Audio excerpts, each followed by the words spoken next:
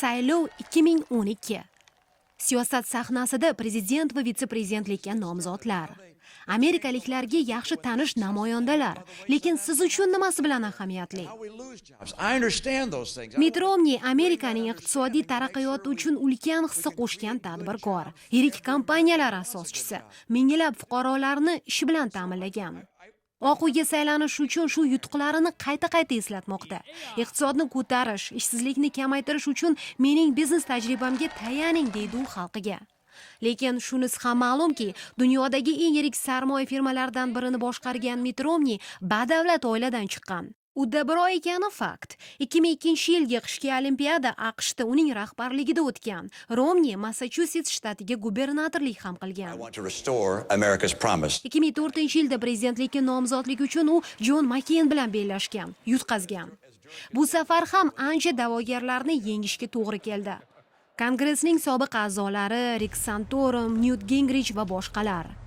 Nasroniylarning marmon oqimidan ekani uchun ham ancha bosimga uchradi. Lekin poygada ustun keldi deydi tahlilchi Jon Fartier. Mitt Romney manaman degan nomzod bo'lmasligi mumkin, ammo respublikachilar uchun eng muhimi Barack Obamadan prezidentlikni tortib olish ekan, butun umid Romneyda.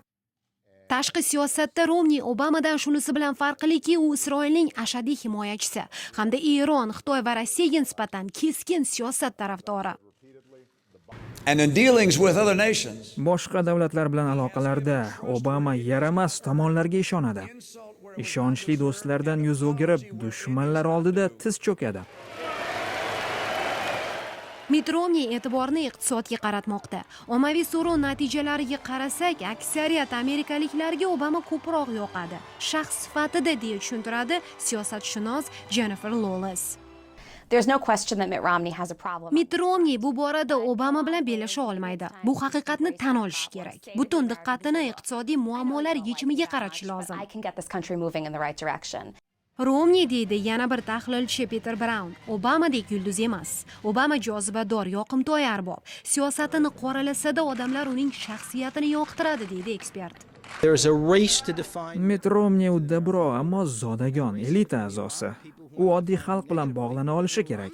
Obama esa buning aksi, lekin uning prezidentligi qanday ekani hammaga ma'lum.